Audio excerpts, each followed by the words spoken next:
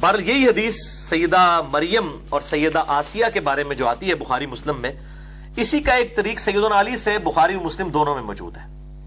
اس میں الفاظ ہے کہ نبی صلی اللہ علیہ وسلم نے فرمایا کہ اپنے زمانے میں سب سے بہترین عورت تھی مریم رضی اللہ تعالی عنہا وعلیہ السلام، اور اس زمانے میں سب سے بہترین عورت ہے خدیجہ رضی اللہ تعالی عنہا، جو کہ نبی صلی اللہ علیہ وسلم کی سیدہ عائشہ سے بھی بڑھ کر محبوب ترین بیوی تھی، جو سب سے پہلے اسلام لے کر آئیں، ایون مولا علی سے بھی پہلے، سب سے پہلے یہ مان لائیں، اس کے بعد مولا علی، اس کے بعد زید بن حارثہ، اور پھر ابو بکر الصدیق رضی اللہ عنہم اجمعین وعلیہم السلام۔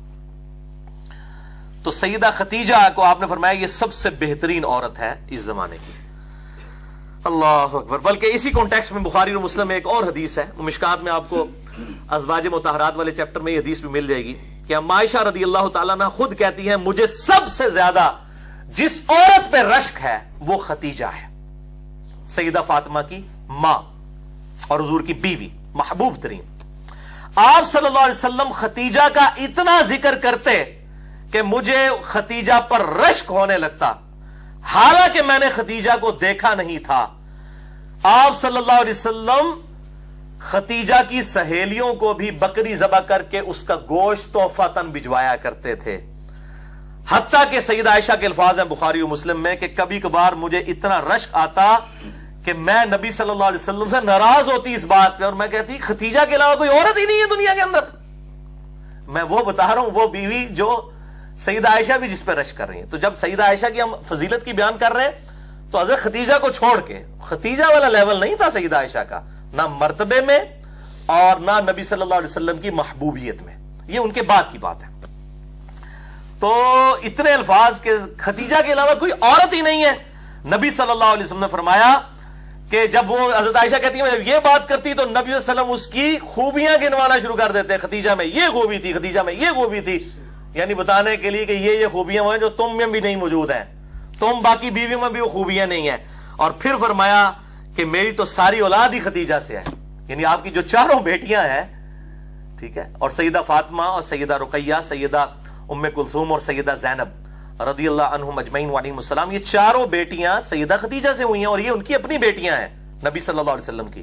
یہ جو مشہور کیا نا، یہ پچھلے خاوند تھے اور عجیب و غریب وہ بتا رہے ہوتے ہیں صاحب کتاب، اس دنیا میں سب سے بڑا رافضی جو ابو بکر عمر کو نعوذ باللہ من ذالک اعلانیہ طور پر منافق کہتا ہے، یاسر الحبیب، عرب میں اس کے پائے کا کوئی رافضی نہیں ہے۔ میں شیعہ کی بات نہیں کر رہا، رافضی، اس کو خود شیعہ نے اور ایران نے نکال دیا تھا اور اس کو گمراہ ڈکلیئر کیا ہوا ہے۔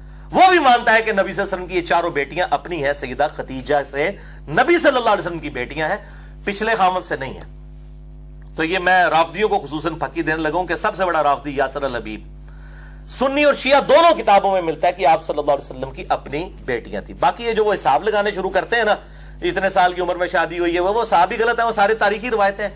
کوئی صحیح سند سے ثابت نہیں ہے کہ نبی صلی اللہ علیہ وسلم کے عقد میں سیدہ خدیجہ جب آئی تو ان کی عمر 40 سال تھی، کوئی صحیح سند سے ثابت نہیں ہے۔ اور نہ یہ صحیح سند سے ثابت ہے کہ آپ صلی اللہ علیہ وسلم کی ہجرت کے بعد یہ بیٹیاں پیدا ہوئیں، یہ اپنی ٹائمنگ پہ ہی پیدا ہوئیں اور الحمدللہ ہجرت کے وقت یہ بالغہ تھی۔ تو یہ میں نے ضمناً مسئلہ عرض کر دیا۔ تو سیدہ خدیجہ رضی اللہ تعالیٰ عنہا اتنی محبوب تھیں کہ 24 سال تک آپ صلی اللہ علیہ وسلم کے عقد میں رہی ہیں، 24 سال تک، اور آپ صلی اللہ علیہ وآلہ وسلم نے ان کی زندگی کے اندر دوسری شادی نہیں کی ہے۔ اس سے اندازہ کر لیں 49 نبوی میں جب نبی صلی اللہ علیہ وسلم کی عمر مبارک 49 سال ہوئی، کیونکہ آپ کی شادی 25 سال کی عمر میں ہوئی، اسی سال آپ پر 2 غم کے پہاڑ ٹوٹے، ایک سیدہ خدیجہ رضی اللہ تعالی عنہا کا جو ہے انتقال ہوا، اور دوسرا جناب ابی طالب کا۔ اس کو عام الحزن کہا جاتا ہے، غم والا سال آپ صلی اللہ علیہ وسلم کے لیے غم والا سال تھا کہ 2 ایسی ہستیاں جو آپ صلی اللہ علیہ وسلم کی ڈھارس بندھانے والی تھیں، سیدہ خدیجہ اور جناب ابی طالب، وہ آپ صلی اللہ علیہ وآلہ وسلم سے رخصت ہوئے۔ تو آپ صلی اللہ علیہ وسلم نے سیدہ خدیجہ کی زندگی میں دوسری شادی کبھی نہیں کی ہے۔ یہ آپ صلی اللہ علیہ وسلم کی ایک خاص ایفیلیشن تھی اپنی اس بیوی کے ساتھ، ورنہ اس زمانے میں کتنی آفرز تھی لیکن آپ صلی اللہ علیہ وسلم اس معاملے میں یعنی اتنی زیادہ محبت فرماتے تھے کہ کسی اور عورت کے ساتھ سیدہ خدیجہ کو آپ نے شیئر نہیں کیا. یہ سیدہ خدیجہ کی بہت بڑی فضیلت ہے رضی اللہ تعالی عنہا علیہ السلام. حتیٰ کہ غزوہ بدر کے موقع پر جب آپ صلی اللہ علیہ وسلم کی بیٹی سیدہ زینب، جن کے جو شوہر تھے ابو العاص ابن ربیعہ، جو اس وقت تک مسلمان نہیں ہوئے تھے، بعد میں مسلمان ہوئے، اس وقت تک اجازت تھی کہ غیر مسلم کے ساتھ بھی رشتہ ہو سکتا تھا. تو یہ خاوند تھے، سیدہ زینب کے خاوند جو ہے وہ قید ہو کر غزوہ بدر میں کافروں کی طرف سے لڑتے ہوئے قیدی بنا کر لائے گئے. اب فدیے سے چھڑانے کے لیے ظاہر کچھ رقم ادا کر رہی تھی تو سب لوگ رقم دے رہے تھے.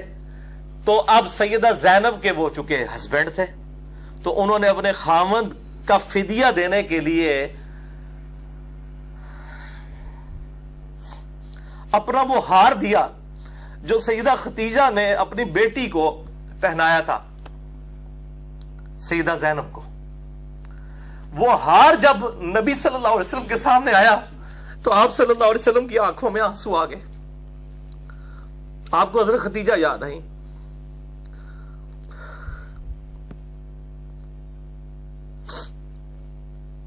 آپ صلی اللہ علیہ وسلم نے اپنے اصحاب سے کہا کہ اگر تم مجھے اجازت دو تو میں یہ ہار اپنی بیٹی زینب کو واپس کر دوں، یہ میری بیوی کی نشانی ہے اس کے پاس. تو اصحاب نے کہا یا رسول اللہ کیوں نہیں، آپ بالکل. اور پھر ان کو بغیر فدیے کے چھوڑ دیا گیا. پھر وہ اتنے حسن اخلاق سے متاثر ہوئے کہ انہوں نے اسلام بھی قبول کیا. اور انہی کی بیٹی ہے امامہ رضی اللہ تعالی عنہا. بڑی مشہور ہے نبی صلی اللہ علیہ وسلم کی یہ نواسی، جن کے بارے میں بخاری مسلم میں آتا ہے کہ آپ صلی اللہ علیہ وسلم ان کو گود میں اٹھا کے نماز بھی پڑھا کرتے تھے. سیدہ امامہ، یہ لفظ ویسے لوگ اردو میں امامہ بول رہے ہوتے ہیں، یہ لفظ ہے امامہ، الف کے اوپر پیش ہے امامہ، امامہ بنت زینب. تو یہ سیدہ خدیجہ رضی اللہ تعالی عنہا کے ساتھ آپ صلی اللہ علیہ وسلم کی عقیدت تھی.